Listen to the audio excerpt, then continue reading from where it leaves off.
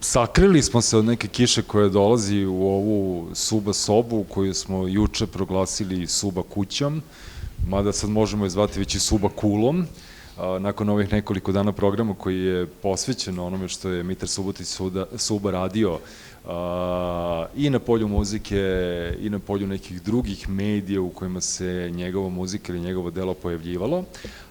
Ovaj dan, poslednji Suba sobe u okviru kontakt konferencije, ćemo početi razgovorom sa jednom all-star ekipom u svakom značenju te reči. Šesti član all-star ekipe će stići za nekoliko minuta, tako da ćemo onda biti svi zajedno. Ali, dakle, ja negde verujem da nema potrebe da vam predstavljam sve ove ljude.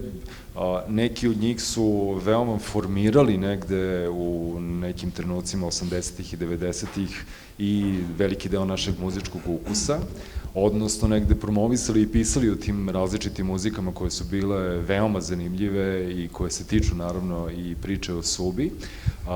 Neki su s druge strane svirali i pevali i na taj način formirali naš muzički ukus kada smo bili mladi. Ali dakle, danas ćemo u narednih nekih sat i po dva, koliko nas već bude priča vodila i gde nas već bude sve odvela, prvenstveno pričati o Subi, dakle, iz ta neka bazična dva aspekta. Jedan je, dakle, taj negde prijateljski, jer ovo je, tema ovoga su Suba i prijatelji, a svakako ćemo pričati i o muzici, odnosno tim nekim čudima o kojima uvek ima šta novo da se kaže. Za početak, i evo, možemo da krenemo ovako, evo, tako da, tamo ni grom, tako sve se apsolutno oklapa. Za početak negde volao bih da veoma kratko pokušamo da napravimo neki ram za sliku ili da negde napravimo neki krok i o kakvom mi čoveku zapravo danas pričamo, odnosno ako bih vam ja svakome pojedinačno postavio pitanje šta je prva misao ili osjećanje ili osjećaj kada se pomene Suba, šta je to zapravo, ne morate se ograničavati u broju rečenica, a onda ćemo preći na neka možda nešto lakša pitanja. Prva stvar koja mi padne na pamet je smijeh, humor. Znači, u svakom trenutku od svega je moglo da se napravi nešto veselo i često puta sam baš plakala od smijeha. Bile su te razne neke situacije, danas ih se jako rado sjećam i to su oni kao trenuci kada si u bedu, možeš se sjetiti toga i onda ti sve promijeni. Pa evo, ja ću da parafraziram samog sebe, ja sam pre par meseci, kada nas je napustio Massimo, upotrebio jedan izraz koji se zove bistra voda. Bistra voda vam je kao nešto što uvek donosi svežinu, nešto što uvek donosi nešto kao svež povetarac, nešto novo, nešto hrabro i nešto do sad neviđeno. I eto, ja vidim Subu i te godine i našu neku saradnju kao dašak nečega mnogo svežeg i mnogo ukusno kao bistra voda. Eto. Mene nekako vraća na ono vreme kada je Jugoslavija bila zemlja u nekakvom usponu. Kada je do informacija relativno teško bilo doći, ali taj krug ljudi vrlo radoznao, inovativan i maštovit je pravio od te zemlje neuporedivo zanimljiviju i lepšu sliku nego što ona objektivno bila. I dakle, Suba je deo te priče, način na koji je išao ispred vremena i kapirao ono veliko što se u svetu dešava i transport pravio nešto svoje od toga je bio zaista jedinstven. Ja moram da probam i svaki put me to u glavi bude dok slušam sagovornike, da odvojim onaj privatni deo koji je naravno bio fantastičan i slažem se sa Marijanom da je humor bio prvenstveno prvi vodič, ali uvek naglasim da je njegov talenat bio preogroman i tada nismo o tome puno znali, nego smo samo bili učesnici toga. I ono što je bitno reći da je njegov entuzijazam za konstantnim radom na tome bio od trenutka kad se probudi pa do trenutka nek zaspi. Zdravo, Momo. Kad se pomene Suba, meni pada na pamet nešto što mislim da je jedini istinski brend ovih krajeva, a to su briljantni pojedinci. I bilo bi dobro da te briljantne pojedince prepoznamo na vreme, da podržimo njihov talenat i da pokažemo da smo vredni njihovog prisustva u ovoj sredini. Ok, sada imamo taj nekakav ram za sliku, kako mi čovjek ovde zapravo danas govorimo, a sada bi negde bilo sjajno, naročito i zbog mlađe publike koju ovde ima, što je sjajno, da negde pokušamo da definišemo to neko vreme u kojem se Suba pod tim misterioznim pseudonimom pojavio prvi put negde na muzičkoj sceni, odnosno, verujem da je to lako pitanje za vas. Kakav je to trenutak u kojem negde novi talas se možda malo već bio umorio, krenulo da se svira možda neka nešto drugačija muzika i onda se pojavljuje jedan čovek koji kombinuje pravoslavno pojanje, elektroniku, usporene frule, indijanaca i takvu vrstu muzike negde stavlja nama na slušanje i na uvid i otvara možda neku novu perspektivu. U doba u kome sada mi živimo, a to je doba apsolutne prevlasti politike i ekonomije, teško je zamisliti da je nekada postojalo neko vreme u kojem su neki mladi ljudi kojima pripadam i ja i pripadamo, verujem, svi mi, ovde puno više držali do muzike i uopšte do kulture i umetnosti nego do tih izazova politike i pošasti ekonomije. U tom smislu mislim da Suba apsolutno pripada tom društvu koje je pre svega nosilo tu zastavu muzike i kulture, samim tim zainteresovan za sve izraze koje ta oblast pruža, a ne ono što... Dobro, mi smo verovatno imali tu i privilegiju da nismo bili gladni, da smo mogli uvek da imamo nešto na stolu, za razliku od mnogih danas, tako da smo mogli da se bavimo onim stvarima koje su nas zanimale i koje smo voleli. A muzika je u tom periodu za nas igrala glavnu ulogu i ako se osvrnemo na ta dešavanja 60-ih, 70-ih, pa posle i 80-ih godina, vidjet ćemo da su mnogi ljudi smatrali da se kroz muziku može reći sve ono što čini naš svet i zašto volimo ili smo protiv tog sveta. Suba je bilo bez sumnje jedan talentovan, nadahnut momak koji je imao tu privilegiju i tu čast da se izrazi na taj način.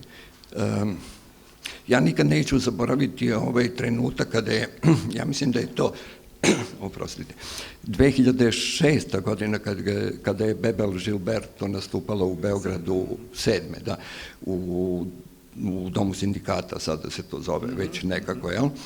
I onda je ona negde u prvom delu koncerta izrazila pozdrav i zahvalnost gospođi Subotić, jel da, na njenom prisustvu i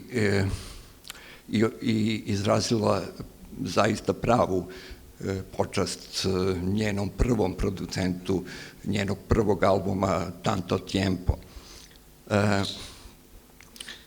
To nije bio samo izraz kurtoazije prema vama koji ste bili prisutni tada tamo, već i iskren izraz zahvalnosti za ono što je Suba uradio za nju, a uradio je jednu veličanstvenu stvar. Spojio je jedan muzički idiom koji je u Brazilu postojao već pola veka, spojio ga sa elektronikom, sa modernim izrazom. I taj album stoji kao jedan kamen temeljac upravo takvog izraza. Ne samo što je najkomercijalniji u njenom opusu, nego stoji kao jedan od albuma koji je označio novu epohu za brazilsku muziku i za svetsku muziku. Da je uradio samo to, a nije uradio samo to i svedočimo verovatno ovih dana svemu tome šta je on ostavio sve iza sebe, bilo bi sasvim dovoljno da ne ostane samo u fusnotama, nego da bude zabeležen kao jedan od vrlo važnih figura, ne samo u brazilskoj, nego i u svetskoj muzici. Koliko je to sad primećeno u našim okvirima, to je neka stvar o kojoj možemo večeras da razgovaramo, ali da, već to je veličanstven njegov izraz i njegov doprinos svetskoj muzičkoj sceni. Konkretno te večeri Bebela kada je stala na binu je rekla kao prvu rečenicu u obraćanju u publici I'm in the land of Suba. To je bio njen pozdrav nakon prve pesme odsvirane u Domu sindikata, ali to je počelo negde, to je da li je obećavalo da će ići tim putem. Gledam trenutno prvenstveno u druga dva poznata muzička kritičara, jer negde u tom trenutku na našoj sceni se pojavio neko ko malo nastupa kao antiheroj, krije se ispod nekog pseudonima. Ovde je pre nekoliko večeri objašnjeno i kako neka od njegovih kompozicija, odnosno dela, zapravo namerno negde negiraju pitanje autorstva, odnosno ko je i šta je zapravo autor u popularnoj ili u pop muzici.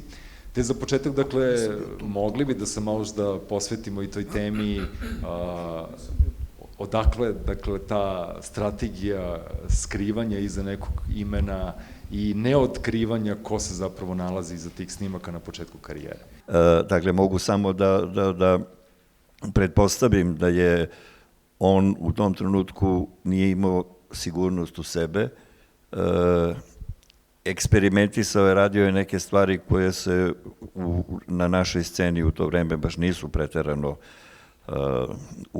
kako bih rekao, ostvarile, a sa druge strane, cela ta mistika ima nekakav romantični prizvuk. Dakle, za one koji možda ne znaju, Suba je ostavljao na portirnici Radio Novog Sada svoje snimke, potpisujući se kao Rex Iluzivi, dakle potpuno anoniman, ostavljao je Goji, čoveku koji je radio veoma inovativne muzičke emisije na Radio Novom Sadu, i postupno je otkrivao u stvari svoj identitet. I taj način jeste prilično osoben, mislim imamo naravno primjera bendova koji nastupaju sa maskama i ne zna se ko su, ali ovo je prosto nekako drugačije bilo, ovo je baš gerilski pristup sceni. A da li je moglo da se proveri, to jest da se predvidi kako će daleko ići njegova karijera? Pa nije. Mislim, on je toliko toga velikog uradio da bi bilo zaista onako malo arogantno kao za klinca iz Novog Sada reći kao ovaj će da razvali Južnu Ameriku. Ja mislim da on znao jednu važnu stvar koju bi svi trebalo da naučimo, pa možemo i od njega, ako već do sad nismo naučili, a to je da nije važno, kad citiramo recimo nekog, nije važno ko je rekao, nego šta je rečeno. Isto je tako važno u stvaralaštvu, šta je urađeno, šta je stvoreno, šta je kreacija u svemu tome, a ne ko je to stvorio. Jer mi smo navikli da se zaklanjamo iz autoriteta i onda 90% ili više tih autoriteta bude lažno, ali negde postoje kao autoriteti. On je znao očigledno da to uopšte nije bitno i naravno da mu je bilo svejedno da li nastupa pod svojim imenom ili se verovatno zabavlja na određeni način koristeći ime koje ga ne identifikuje direktno. Prema tome, ljudi koji su sigurni u svoje stvaralaštvo, koji su sigurni u svoj talenat i koji znaju da ga neće zloupotrebiti, oni mogu da nastupaju pod bilo kojim imenom i uopšte ne moramo da znamo ko su oni, važno je da čujemo, u njegovom slučaju, da čujemo ono što je stvorio. Tako da, dodajući ovaj preliv mističnosti, pogotovo što je pseudonim izvanredan, to samo može da poveća privlačnost, ali već sama činjenica da je on ostavljao svoje radove, nisam znao za taj detalj, ali je interesantan, ostavljao svoje radove, umesto da su ga jurili sa svih strana, da onog trenutka kad su čuli prve zvuke toga što je radio, to se ne odnosi samo na njega, bilo još ljudi takvih, ali on je izrazit primer. On je morao da deluje proaktivno i da ostavlja, nadajući se da će to eventualno neko da čuje. To je situacija koju bi trebalo promeniti, to mi kao publika i ljudi koji eventualno deluju, imaju privilegiju javnog delovanja, treba da imaju na umu u svakom trenutku i onda se ne bi događalo da briljantni pojedinci odlaze odavde i da sada pričamo o Subi kao jednom od najznačajnijih, ako ne i najznačajnijem brazilskom producentu, nego bismo govorili u kontekstu ove zemlje koja ga očigledno, kao i mnoge druge briljantne pojedince, nije zasluživao. Nasmeću zato što ima jedan vrlo dobar detalj apropo njegovog tajnog ostavljanja kasete. Su mi nešto žurkovali, stalno smo se čašćavali, pa sam ja rekao, ne, nego ćeš napisati Mitar je on napravio, zašto smo ga stalno zafrekavali da svira harmoniku i zove se Mitar. Znaš, u rock'n'rollu to neće dobro. Pa onda smo se šalili da je morao da izmisli pseudonim, jer onako ne bi nikad prošao. Nije ništa to bilo teško, ali bilo smešno. Ti si jedan od prvih ljudi koji su u ovom ovde skupu, ne računajući Mama Ružu, imali dodir sa tom muzikom. S obzirom na to šta se u to vreme sviralo i u Jugoslaviji i u Novom Sadu, ti prvi zvuci, prve stvari koje si čuo uživo ili video, šta je to tebi značilo, gde te to vodilo, kakva je to muzika bila? Pa Novi Sad je delovao kao da nije daleko bio ni od čega, naprotiv, čak je bio mnogo ispred po mnogim stvarima, pogotovo u nekoj tamnijoj strani muzike. Mi nismo mnogo marili za razdeljak, te ljubim i te stvari, nego smo više voleli onaj tamni deo koji je došao iz Londona ka nama. A puno nam je pomoglo to što smo mi kao klinci počeli da radimo sa nekim toliko mračnim kao što je Slobodan Tišma. A u istom tom košu svega se naravno i zadesio Suba, koji je jedno vreme eksperimentisao sa jazz rockom. I to mu nije, ne znam kako išlo, mogao, ali to je iziskivalo nešto sasvim drugo. Prvo iziskivalo neku vrstu višeg umeća na instrumentu, a njega to nije interesovalo, njega je suština interesovala. I dugo smo pričali o tim detaljima i onda je bio ljubomoran što ja imam Revox magnetofon, a on nema, pa sam se potrudio da to nabavimo. I onda je tu počelo da se dešava ono što je bitno, ti imaš slobodu da radiš. Pritom je došli do momenta da je došla i nagrada, pa je moglo da se kupi opreme, pa je onda odjednom moć UNICEF-ova nagrada, izvijem, to će reći, Mama Ruža zna detalj kad, ja ne mogu se setim, ali sve u svemu je tada i elektronika počela da se dešava i svima je strašno pomoglo što smo i mi imali sprave. Kad je Luna počela, onda je Mina dobila sintesajzer, pa je to bilo, sad imaš sintesajzer, da ne vrš. Pa je pokojni Edo napravio specijalnu dugmat za taj sintesajzer, pa nije bio više samo monofon, nego mogu da svira malu, veliku tercu, kvartu i kvintu, pa smo mi svi odlepili kako je to sad fantastično. Za nas je to bilo strašno, jer smo čitali kako Emerson, Lake i Palmer ima 150 ljudi u ekipi, hvala, i opremu vredno 17 triliona biliona zlata, ne znam, mi smo imali sintesajzer, još ali ima, evo tu je negde gde je ovaj kap, pogledaj ga, molim te, daj dohvati ga, molim te. A ovo smo imali mi. Ovo je bilo, ima čak 3 dugmeta i da se, ali suština od ovoga napraviti svetsko ime je još veća stvar. Pogledaj ovo, molim te. Još samo fali ovdje, imaš melodiju.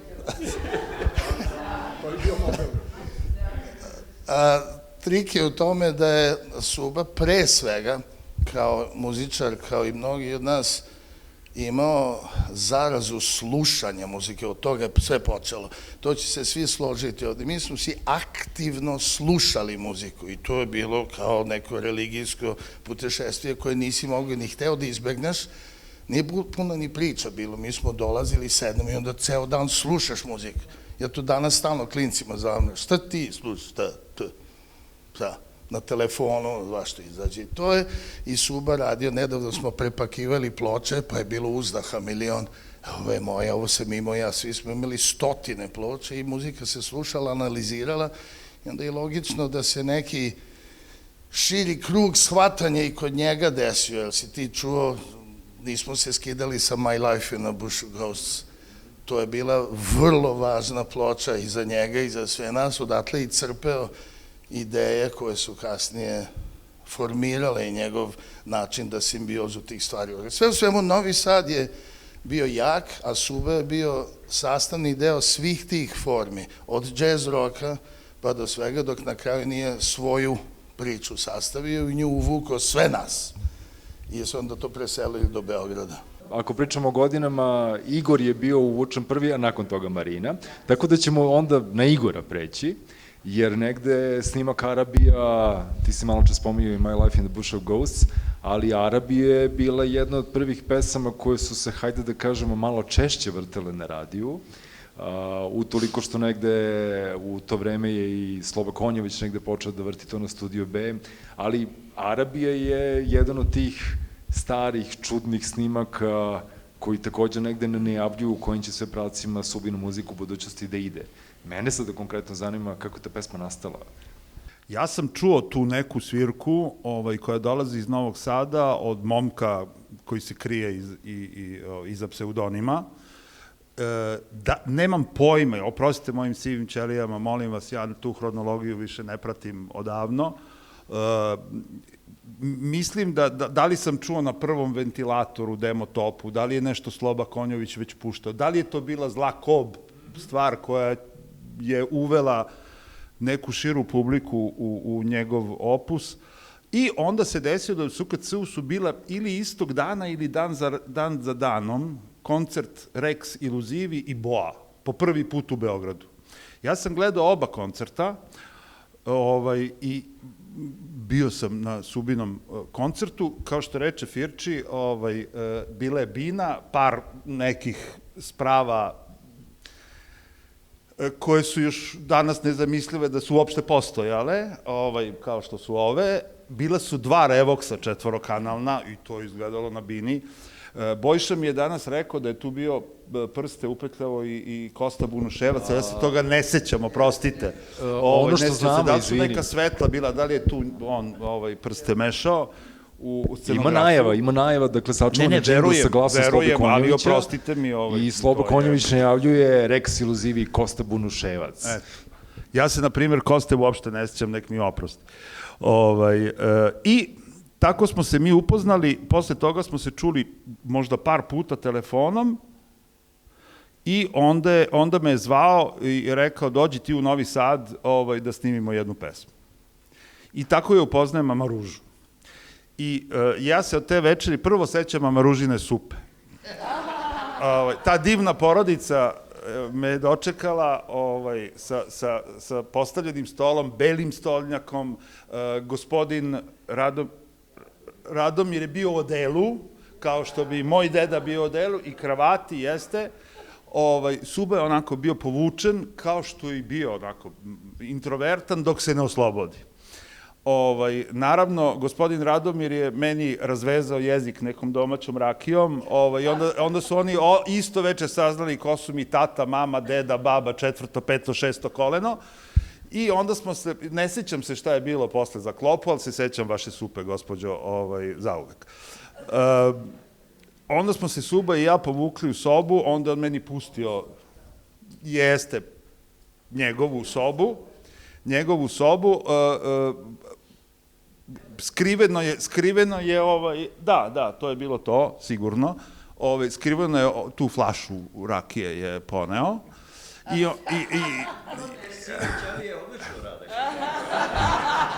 sećaju se onog što žele. To je najljepše.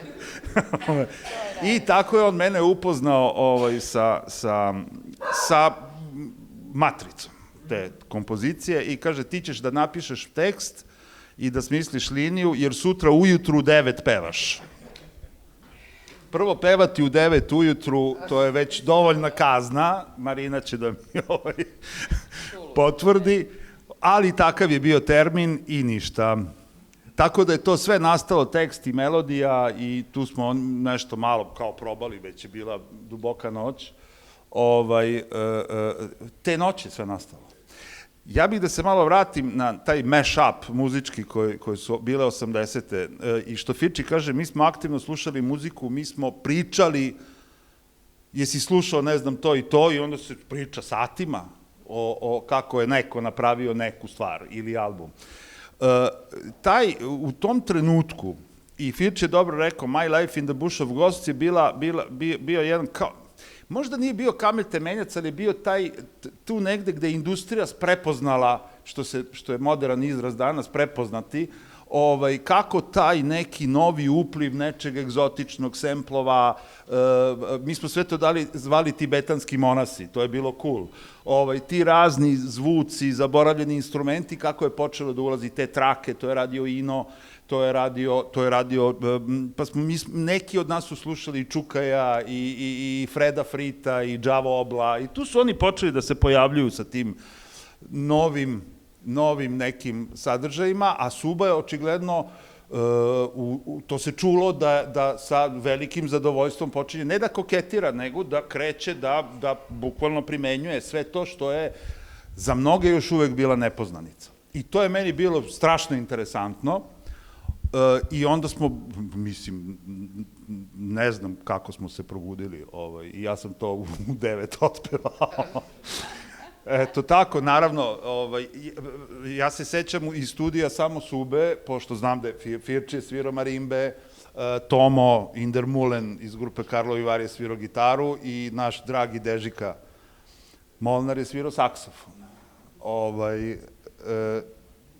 I to bi bilo to. I onda je, pošto je to, pa ja ne znam da li je baš prva stvar koja je imala neku konkretnu priču, vokalnu i tako dalje, ti se sećaš, hvala ti Bojša, i tako je to krenulo.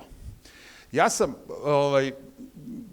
nešto sam se preslišavao, a moram i da priznam i da sam se podsjetio, ne stidim se da kažem, njegovog opusa, i tačno se vidi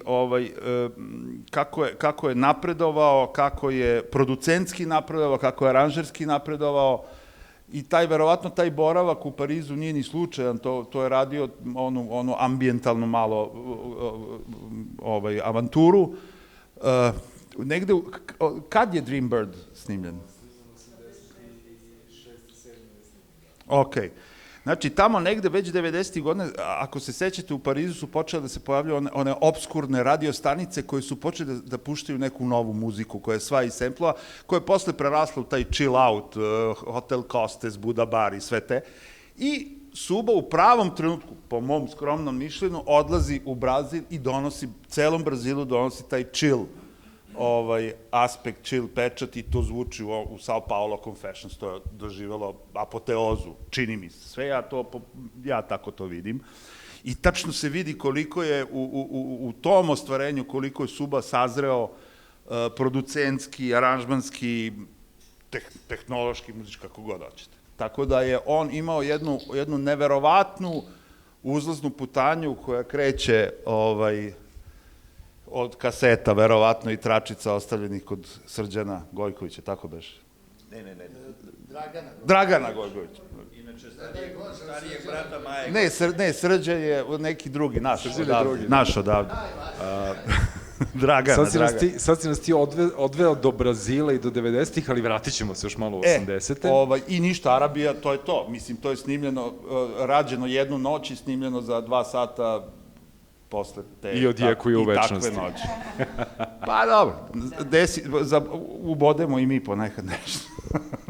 Pojavila se Arabija, nakon toga se pojavio Sex Machine, obrada Jamesa Browna, vrlo zanimljiva, čudno drugačija od prethodnih snimaka, koji je radio sa Milanom, i onda se između ostalog pojavljuju i Plava jutra koja nam otkrivaju neku, opet novu perspektivu šta sve Suba ume da napravi. Ja sam se pojavila u Novom Sadu samo par mjeseci prije toga, u funkciji Firčeve devojke. Tako da sam ušla na mala vrata u muzičke krugove u Novom Sadu, u stvari male, velika, kako god. Ali i odmah sam naravno Firčeve upoznao sa svojim najbitnijim prijateljima, pa je naravno, mislim, tu bio Suba i mislim samo 2 mjeseca nakon toga nastala je ta pjesma, možda čak i manje, nakon mog prvog dolaska u Novi Sad. Oni su, mislim, jednostavno Suba je odlučio, napravit ću jednu pjesmu za tebe, to je to. I imamo termin u studiju, da li je bio 9. ili 10. martu, samo znam da sam morala odraditi nešto za 8. mart u Zagrebu i da sam sljedećeg dana imala avion, da je padao snijeg.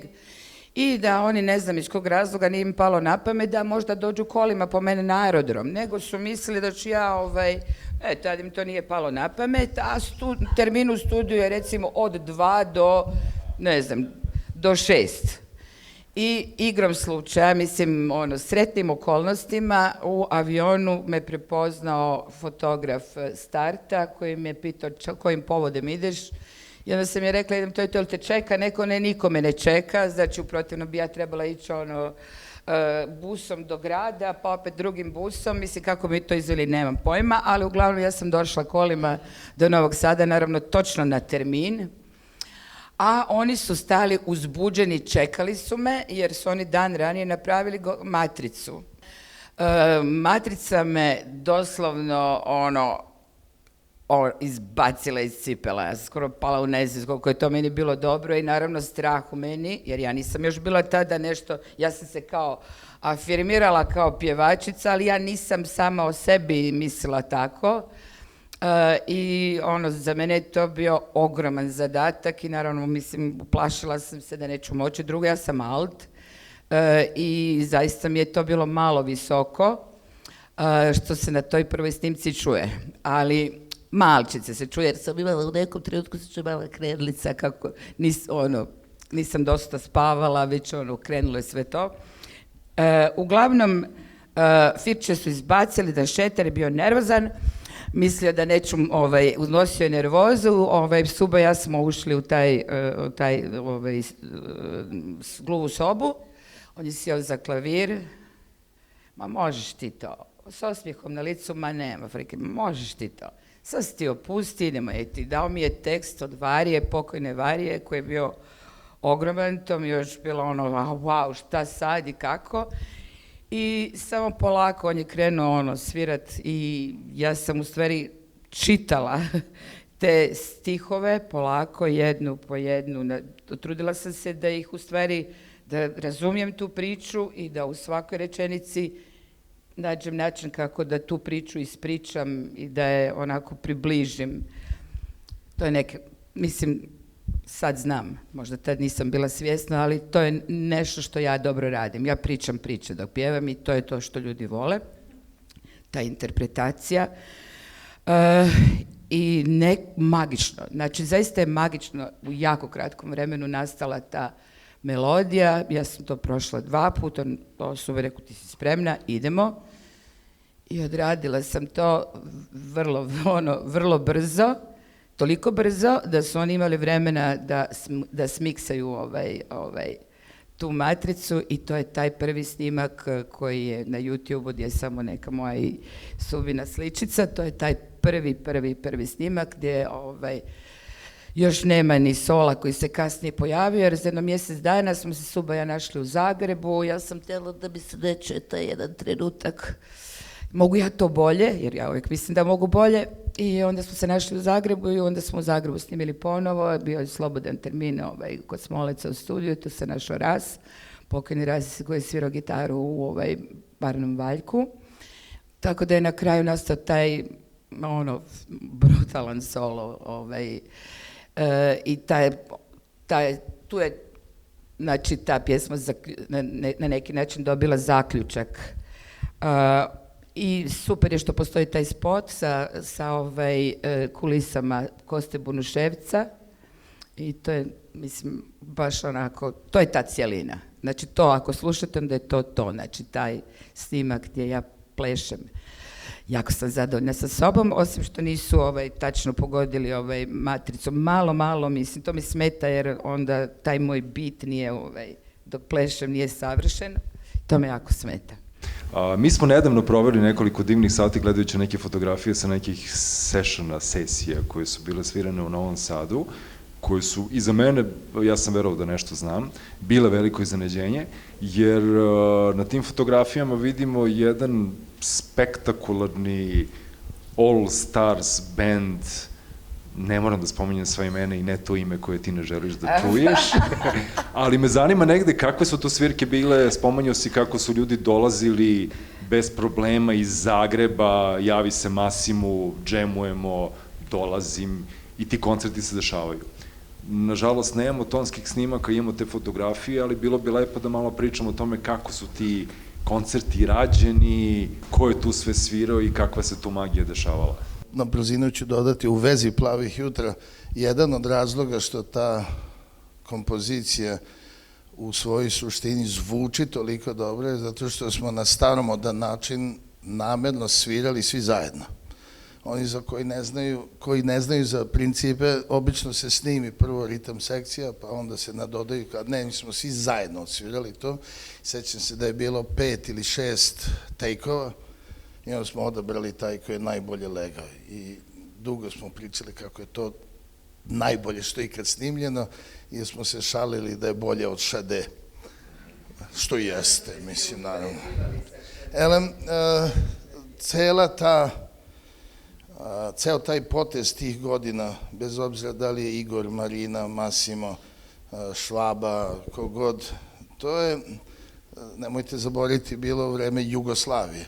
To je bila, za razliku od ove, jedna ozbiljna država i bila je velika, dovoljno da ima i presek ljudi sa svih strana i krajnje vreme da spomenemo i Milana Mladenovića koji je tu naravno odigrao ogromnu ulogu sa Subom, koji je zajedno sa njim možda napravio nešto najfantastičnije što još nismo svesni koliko je dobro u utelotvorenju Angel's Breath albuma. Elem, pomenut ću da je najvažnije to što smo svi mi bili drugari i drugarici. Čak mnogi nas i prijatelji, iako smo sarađivali na drugim pričama, ja sam s Igorom snimio album, pa Igor snimio svoj album, pa je Massimo imao svoj band, pa je Massimo bio u EKV-u, pa je onda Švaba išao svijet. Znači, svi smo se mi i intimno poznavali i prirodno je bilo da se družimo. Ne samo muzičari, nego i ljudi iza scene koji su nama legitimitet davali kroz slova. Sale je bio na snimanju albuma u Zagrebu. Petar je bio, mislim, svi je to je jedno homogeno društvo koje je vrlo bitno bilo za sve što smo mi hteli da ostavimo i niko se nije bunio. Jesmo se i svađali, ima nekih imena koje nećemo spominjati za života, ali ključna stvar je da je podignut telefon i rečeno je da je u petak ima dobre ideja da bude jam session i Massimo bi seo na voz i došao do Novog Sada. Nije bio problem gde će da spava, mog dedu je obožavao, zato što je pričao i ekavicu s njim i onda su purgerovali ceo dan. I tako se to i dešavalo. E sad, iako to deluje bizarno, ja ću nabrojati ljudi na bini i još tražimo taj snimak. S leva ide Aleksandar Kravić na basu, Aleksandar Duin na rovcu, Kikiju sam zaboravio ime, jer sam ga ceo život zvao Kiki na prvom saksofonu. Da, Josip Kovač, hvala ti, Petar. Vidite zašto su oni važni. Deže, Sive Ćelije, uzmi mu par. Molnar Deže na drugom saksofonu, Milan Mladenović je na gitari, najbolji bubnjar svih vremena, Filč je iza. Slažem se. Joki, nećeš. Desno je bio jedan što jeste kroz najveću mećavu svih vremena tih godina, da? I zamislite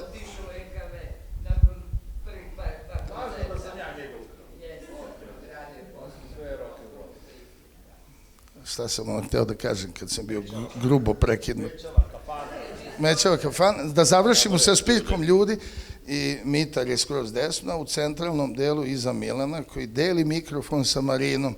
To je ipak nespojivo na prvi pogled, ali je to odlično zvučalo i svi smo bili u jednoj homo. Ted Jani je bio na gitari, da još napomenem, znači 10 ljudi je u isto vreme. A gde se to dešava? U studiju M jam session. Anđelko Maletić je to u šali nazvao Filče All Star Band. Nije znao kako da zavede i ne možemo da nađemo traku, ali suština moje priče da je to vrlo slično bilo posle i kod Sipe na bazenima, pa je bilo ovamo, pa je bilo onamo. I na fotografijama se vide sad nespojiva lica koje su u isto vreme nešto džemovali, a mi smo to probali da ponovimo neko veče ovde. Ja recimo nikad sa Ilketom nisam svirao, ali ispalo dobro neko veče. Nikad nismo, ni mi nešto, pa i mi smo svi džemovali. Proba je u stvari jam session. Ti ne dođeš ko Goran Bregović sa spremnim lipe cvatu i to je to. Nego se tražio izraz, tražila se forma i tempo i sve, to bilo jako važno. Zato smo se ispojili. Sad, kod koji mili moji na kraju je sve to ispalo dobro. Ozbiljno govoreći, ne zato što je bubanj najbolji na svetu, ali Plava jutra je matrica za predavanje. Ona je svetska matrica po svema. Ima i anegdota sa koncerta, Sube je zaboravio sopstvenu stvar, počinje da bubnjima, ta, i Suba treba krene oko. Ali niko još ne zna pesmu, jer je nova i premijerna je, i svi misle da tako treba. I oko, ajde opet, to,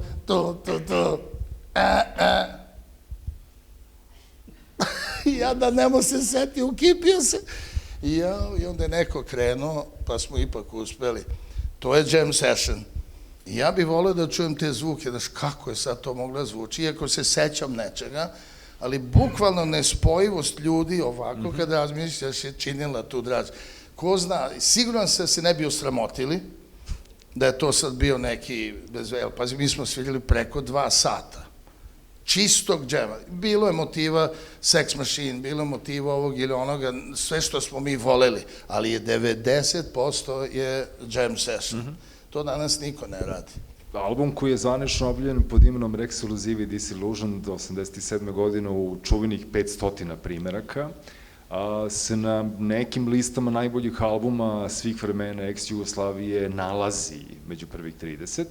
Utoliko negde, vratimo se sad malo muzičkoj kritici, zanimljivo je posmatrati i slušati taj album sa distancu od 35 godina, jer kao što neko reče pre nekoliko večeri, sa jedne strane to je pop ploča, odnosno zbir nekih snimaka i pesama koje po svojoj strukturi liče na pop muziku, nešto čudniju, a sa druge strane se nalazi jedan vrlo zanimljiv audio eksperiment koji narušava tu formu.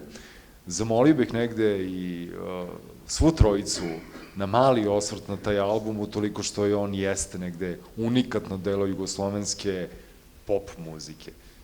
Ako ne grešim, to je jedini jugoslovenski album Subin, što dovoljno govori. Hoću da kažem da nije bilo Vitesi, Murdića, Anđelka i Bogice u Radio Novom Sadu koji su izgurali u stvari celu tu priču, i dakle u tih 500 primeraka, i ne bismo imali ni taj dokument. Ta ploča je incident, apsolutni. Dakle, zaista, mimo ozbiljnih diskografskih kuća je prošla, ljudi to, čini mi se, da su relativno slabo primetili, a pogotovo sa tim eksperimentalnim momentom koji de facto u diskografiji tih 80. godina nema previše takvih izdanja. Ja se sećam da sam pisao tekst za list Rock kad je taj album izašao i da mi se čini sad ovako, ne sećam se baš nije najbolje šta sam pisao, ali da je i taj tekst na neki način bio malo zamagljen, mističan, jer jeste muzika bila neobična i jeste tu napravljanje pomalo i improvizovano. Dakle, nije sad Suba ima mogućnost pa mu se kaže evo sad imaš priliku da snimiš album. Nego je tu prosto skupljeno različitih tema i jako je bitno, dakle, što se ta ploča pojavila, ali opet, sad ću da sam sebe ponavljam, je potpuno fascinantno da neko koji je tih godina i još par godina kasnije napravio ime kako je napravio, da je negde ostao samo na nivou jednog izdanja, a da je opet kao producent se realizovao na nekim od veoma bitnim albumima. Ja sam pre neki dan su me zamolili da napišem tekst za vinilno reizdanje albuma Bolero Haustora, koji je Suba producirao, i sa te vremenske distance takođe mi je bilo jako zanimljivo da pričam o uvođenju novih tehnologija, ritam mašina, dakle nekakvog prilično modernog pristupa muzici u nečemu što je haustor, koji je opet zaronjen u nečemu što je organsko, što je prirodna muzika. Tako da je stvarno greota što nije nešto više izašlo, a sa druge strane opet ta akumulacija koja se kasnije pojavila, dakle, u radu sa Milanom na albumu Angel's Breath i njegovim brazilskim radovima, prosto mi se čini da možda je to bio taj neki kreativni napon. Kao, hajde, da radimo, pošto 80. su nekako prošle nepreterano zabeležene. Nemam mnogo da dodam, to je sjajna ploča koja je izašla u veoma malom tiražu, zato što su bile takve prilike i nije ni prva ni poslednja sjajna ploča koja je imala takvu sudbinu i dobro je da se pojavila u 500 primeraka. Istu sudbinu je imao i jedini album La Strade. Isto, 500 primeraka u gradu koji nema diskografsku kuću, što je uvek bio problem Novog Sada. Mislim, tako smo mi to videli, ali Pere je pomenuo neke ljude koji su tu veoma važni u Novom Sadu i ja bih iskoristio priliku da pomenem Slobu Konjovića, preko koga sam ja došao do muzike sa tog albuma, ne samo sa tog, nego mislim da je reč o neverovatno važnom čoveku za beogradske medije ili jugoslovenske medije u to vreme koje je mogao da... Ali za Beograd pre svega, jer je on radio na lokalnoj radio stanici. Ploča koja je mogla da bude objavljena i u jednom primerku bila bi opet jednako značajna. Tako da uopšte nije važno koliko primeraka i kakav je tiraž, nego da je integritet umetničkog dela bio u potpunosti očuvan, pa ko je imao sreće da dođe do njega i da ga ima u svojoj kolekciji, super. Postoje umetnici koji se bave muzikom i postoje muzičari koji se bave umetnošću. Suba je očigledno bio jedan od takvih. I ako tražimo neki pandan u svetskim okvirima koji bi bio mislim odgovarajući, onda je to svakako jedan od ljudi kome se on nesumnjivo i istinski divio, to je Brian Eno. Setimo se, Brian Eno je započeo solo karijeru sa nečim što bismo mogli da nazovemo pop albumima. Mislim, Here Come the Warm Jets, Taking Tiger Mountain by Strategy, u odnosu na ono što će on kasnije raditi su zaista pop albumi. Vrlo uslovno u odnosu na ono što pod pop muzikom generalno zamišljamo i zaključujemo. Isto tako i Suba. U odnosu na ono što će Suba sve uraditi u životu, taj album jeste pop album. Mislim, u tom smislu verovatno si planirao kasnije da dođemo do Angel's Breath, jel tako? Da, evo ja ću dati blagi šlagvort za to, već pominjući Briana Ena. Mene Angel's Breath strašno podsjeća na My Life in the Bush of Ghosts, Enov i Burnov album s početka 80. godina. Naravno, ovi su se bavili sad uglavnom, ne znam, arapskom muzikom, to im je bio neka polazišna tačka.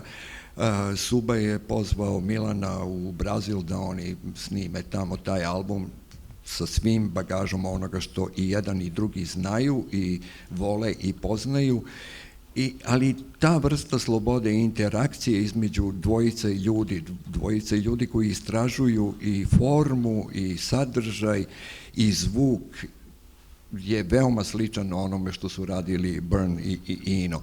I u tom smislu je taj album zaista jedno, ne samo nesvakidašnje delo u našim okvirima, nego delo koje je za svaku preporuku mnogim današnjim naraštajima da obrate pažnju na to kako dva čoveka koje se poštuju, vole, razumeju, muzički sarađuju i da na svim nivoima i stvaraju jedno u svakom slučaju impozantno delo.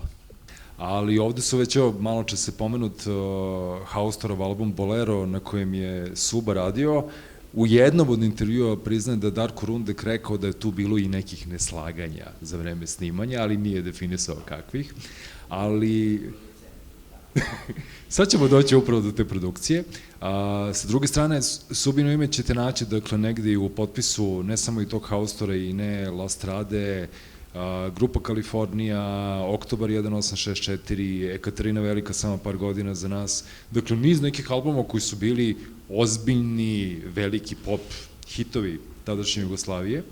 Iz vizure vas, muzičarskog dela večerašnje ekipe, kada ste slušali tu muziku i slušali te neke pop pesme, nazvaću ih sada tako, juče je ovde neko rekao, Vlada Ivković, mislim da je bio u pitanju ukoliko je tu neka digne ruku ili bit će posle 19 časova, Vlada je rekao, odjedanput su svi ti muzičari dobili jednog mudraca u studiju. Da li vi sada kada slušate sve te pesme Hausture, Katarine, čujete taj neki tač koji Suba donosi tim snimcima? To poređenje Ino koji je radio sa Byrnom, pa ne znam, malo je ostao u senci prvi solistički, možda i jedini album klavijaturiste Talking Headsa, Jerrya Harrisona, koji isto na tu mističku, ne znam kako se zove, ili samo, znam da je prvi. Isto je na tu foru napravljen i produciran i hteo sam samo da nije ni čudo što je Ino posle postao producent najvećeg rock'n'roll događaja tih godina, a to su U2. Tako da me uopšte ne čudi sad kad čujem da je Suba ušao u te producentske, po znacima navoda, pop vode, jer je sigurno imao šta da da. Ja mislim, opet po mom skromnom mišljenju, da njegov puni izraz producentsko, aranžerski, autorski, muzičarski, ipak je vaga ide na ta dela koje je on radio i koje je on potpisivao kao autor. Kad smo već kod Angel's Breath, to jeste jedna užasno hrabra ploča. Mislim, on je uvek bio ispred. Tako da treba prihvatiti to i mnogi umetnici, puna ih istorija, su postali poznati mnogo kasnije. I dobili su svoju vrednost i svoju zasluženo mesto u istoriji mnogo kasnije nego kad su stvarali određena dela. Ne mislim tu samo na muziku, mislim na slikarstvo, na književnost, na bilo šta. Pardon. I samo da kažem, Angel's Breath, ne bih zaspiš, Angel's Breath, fantastična ploča, evo, baš sam se danas podsjetio, baš mi se sviđa stvar, na primjer, koja se zove Velvet, koja je potpuno strašna, mislim, i spot je strašan, i onaj vokal je kao neki tribalni urlik, i kao, eto, ali tu je meni Suba najprepoznatljiviji, najviše prepoznatljiv. Ima jedan drugi detalj koji je jako važan, koji se često previdi kada se priča o Subi. Od prvih dana, vidi se na fotografijama, pogledajte što se ovde vidi, gomila kablova, mikseta, gramofona, magnetofona, ritam mašina.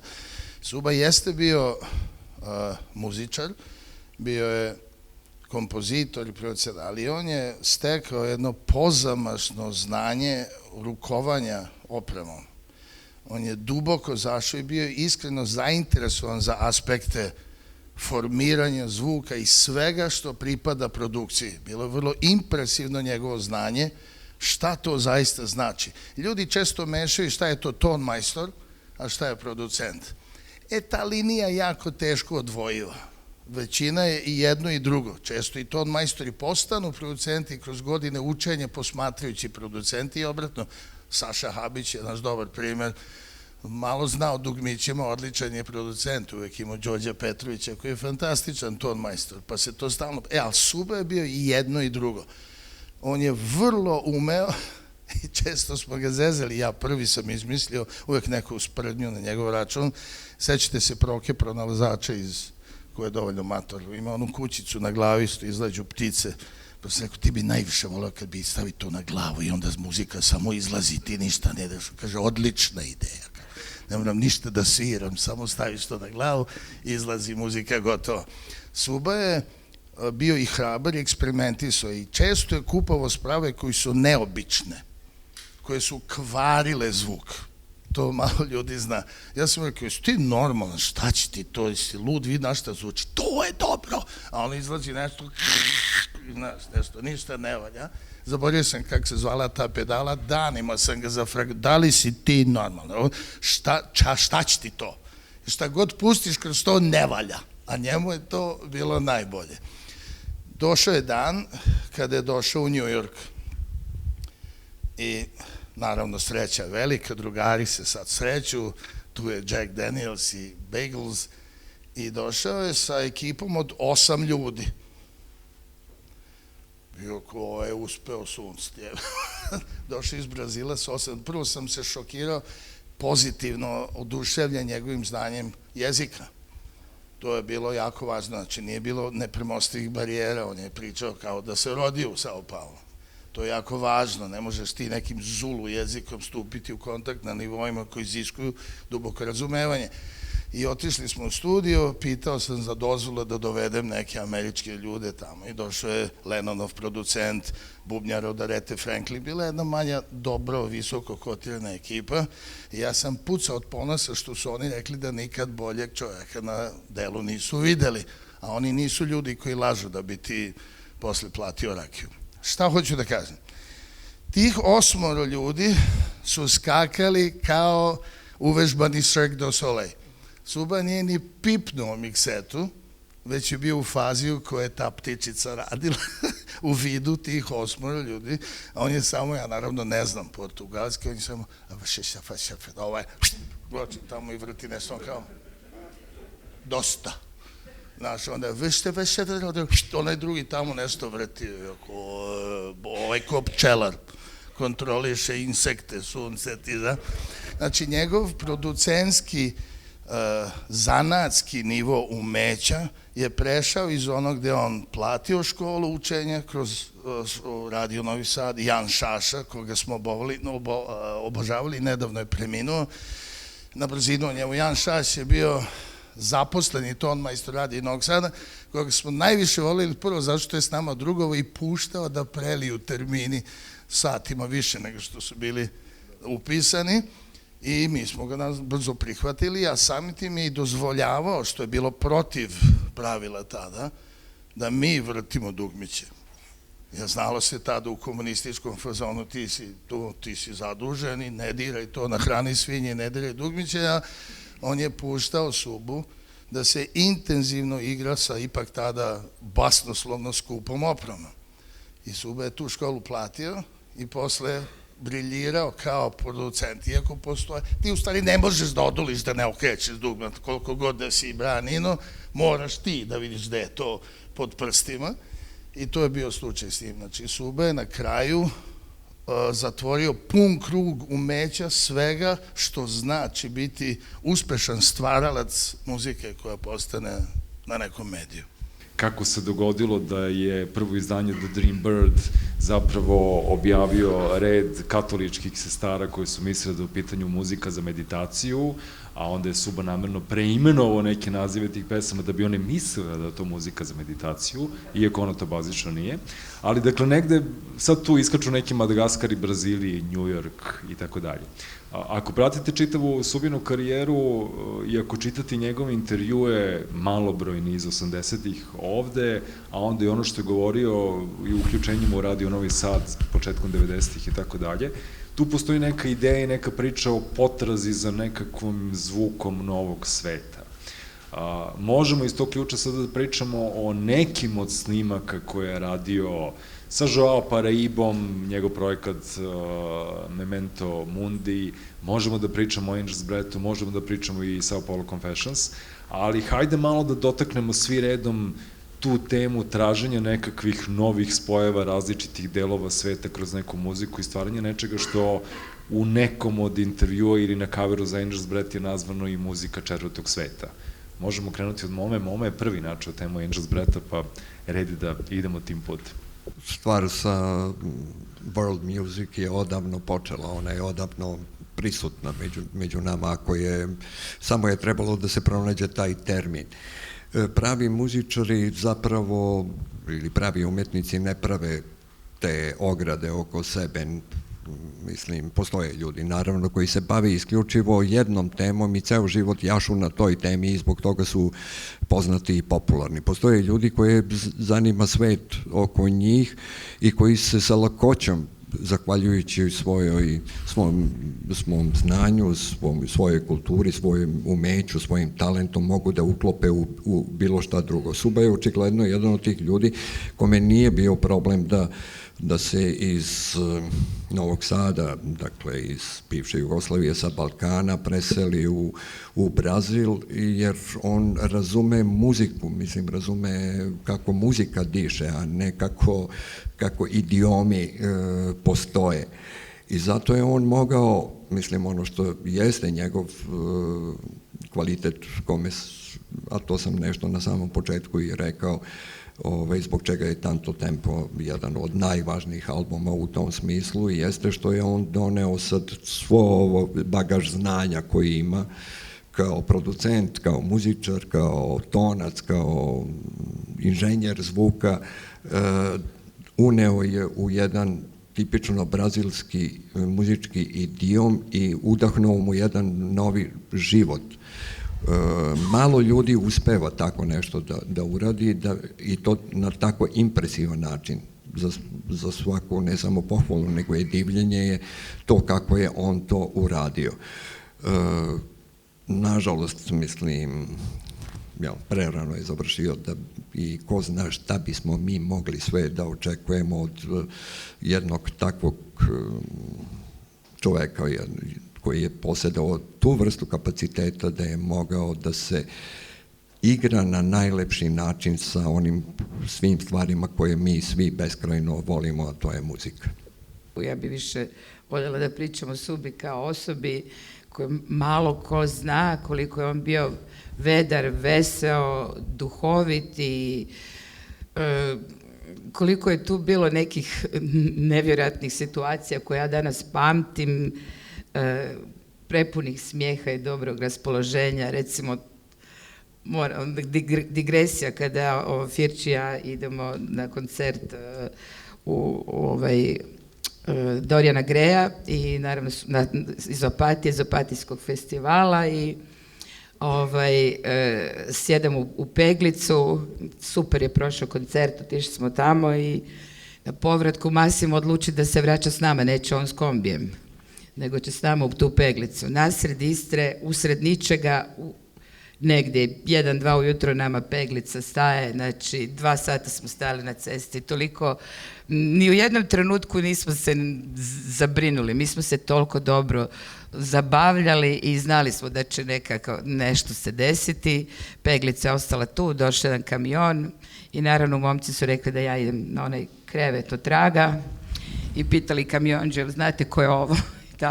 Tako da uvijek bilo, mislim, masa takvih nekih situacija, mislim, njegova toplina, koju što želim spomenuti, to kad se doselio u Sao Paulo, zvao nas je svaki mjesec telefonom i rekao, da ne bi zaboravili, kada vidimo pun mjesec će nas posjetiti da ili ja zovem vas ili vi mene, i to je bila tradicija. Svakog punog mjeseca mi smo čavrljali i pričali kao da je tu i nadali se tom susretu. Suba i ja smo se videli 3 puta u životu. Možda smo 4 puta pričali telefonom, snimili smo tu jednu stvar, mislim, nismo čak ni zajedno snimili, ja sam slušao Matricu i kao otpevao nešto i napisao tekst. Nikada nismo svirali zajedno, ali kao da smo ceo život svirali zajedno. Tako, jednostavno ima ljudi gde to kratko vreme provedeno na toj nekoj saradnji vam ostane kao da ste imali 200.000 proba i, ne znam, 800 koncerata.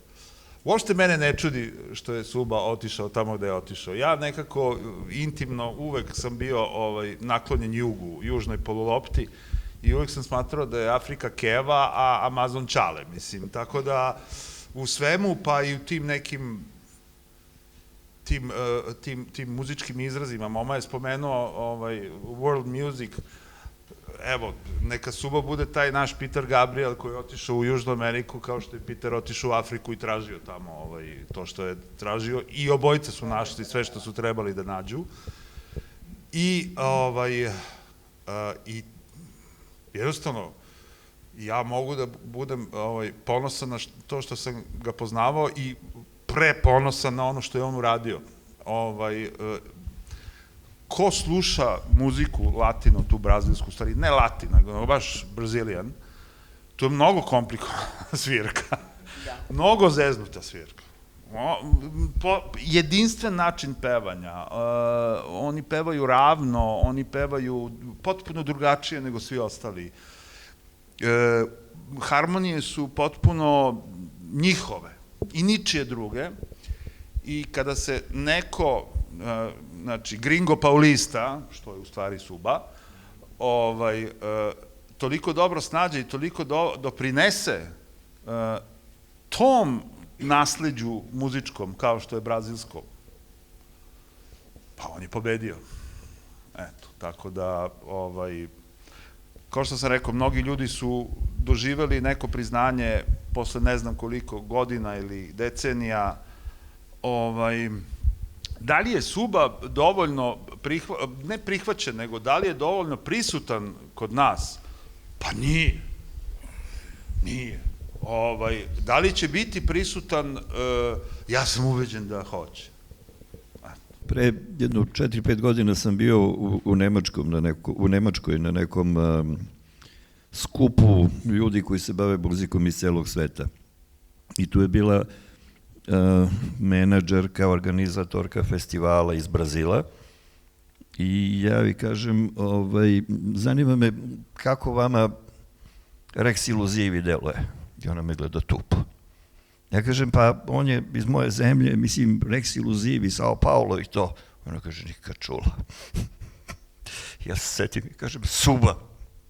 I ona odlepi potpuno, on je iz tvoje zemlje i to je nekako najdivnije priznanje bilo da neko ko je iz biznisa, kad sam kao ja spomenuo reč Suba, njoj su se samo oči otvorile.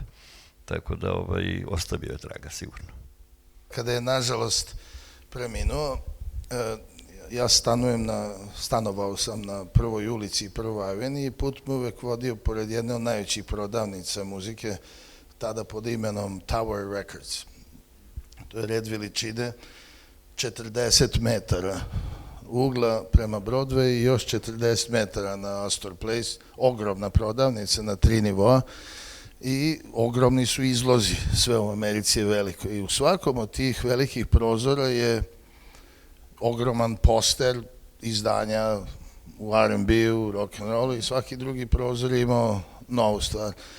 Da vam dočaram do koje mere u New York City Suba ogroman i dan danas, ćerke mi javljaju, da je nakon njegovog odlaska i saznanja da ga ne više s nama, prvi i jedini put ikada u istoriji Tower Recordsa kompletna dužina i Broadwaya i Astor Place-a bila zalepljena samo i isključivo Sao Paulo Confessions do kraja. Bilo je prilično teško doživljavati posle odlaske u gradi, u klubove, u kafiće, gde god, i da stalno slušaš iza. Jer nije to lounge. To može da bude lounge. Ali isto tako je za, što ga kaže, slušanje za neke vrste koju je jako teško bilo doraditi, dodati nešto na kompleksnost, doprineti, hvala ti, Brazilu koji je upravo si izuzetno komplikovan, pričam sad s muzičarske tačke gledišta, nije lako uopšte ni svirati ni razumeti njihove obrate. Da, a Suba je uspeo to da prevaziđe do te mere da su pričali o tome, kako beše, ako grešim ispravite, da je došao jedan čudan čovek iz jedne nama nepoznate čudne zemlje, tako taj neki redosled ide, i on je nama otprilike rekao, Brazilci, super je to što vi radite.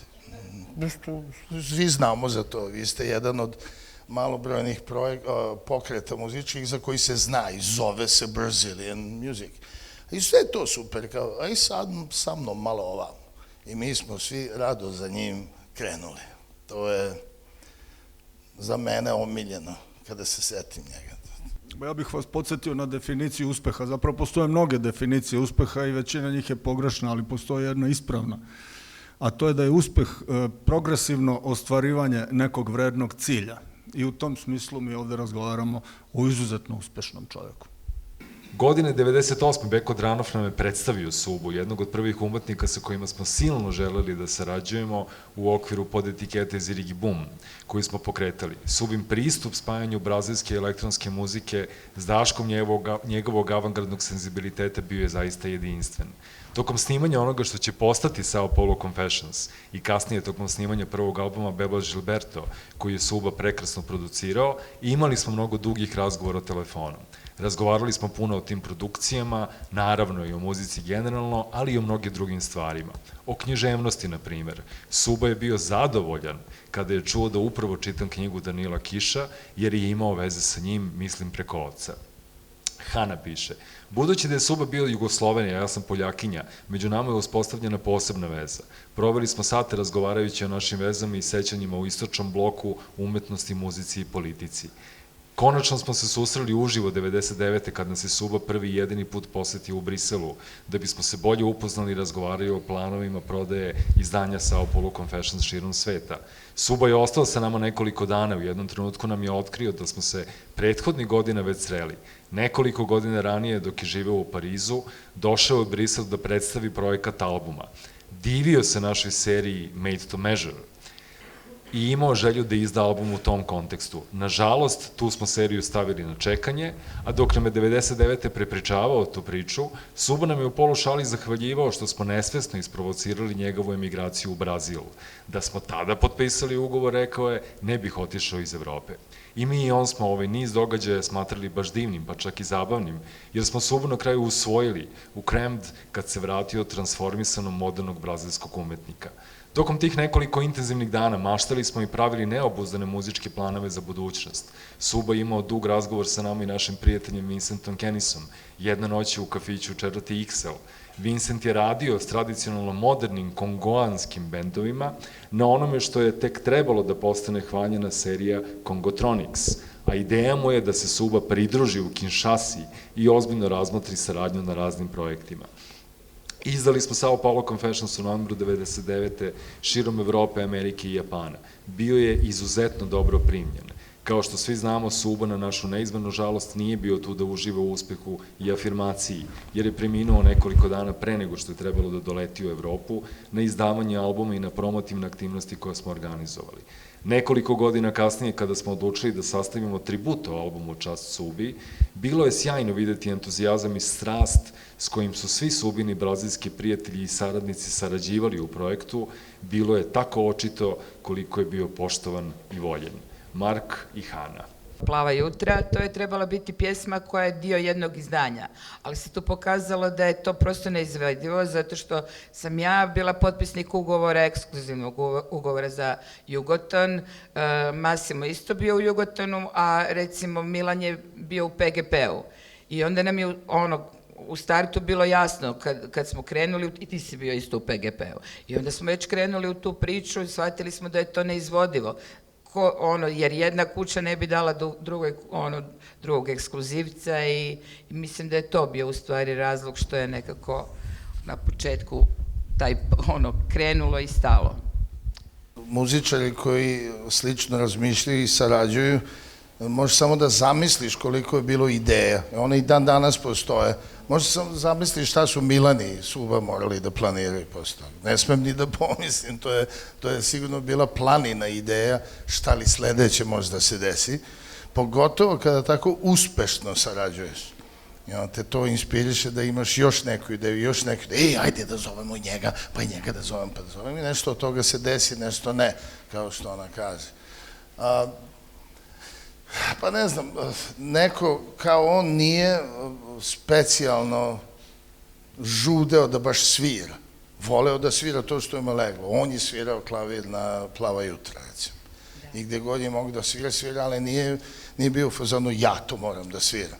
Više ga je zanimalo da interakcija sa mnogo više drugih bude uplet, zato i toliko uloga tokom godina.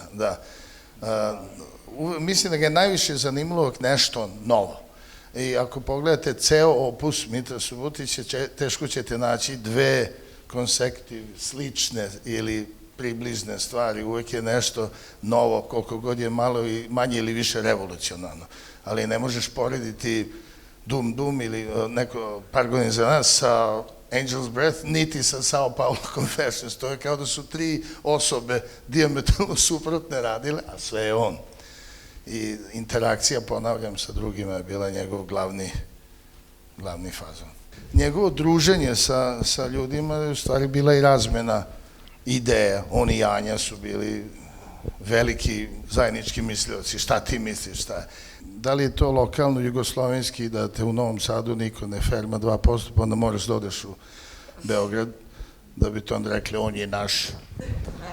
I to važi od Balaševića pa sve do najbolje bubnjara svih vremena. Da, to sam ja uvek zaboravim.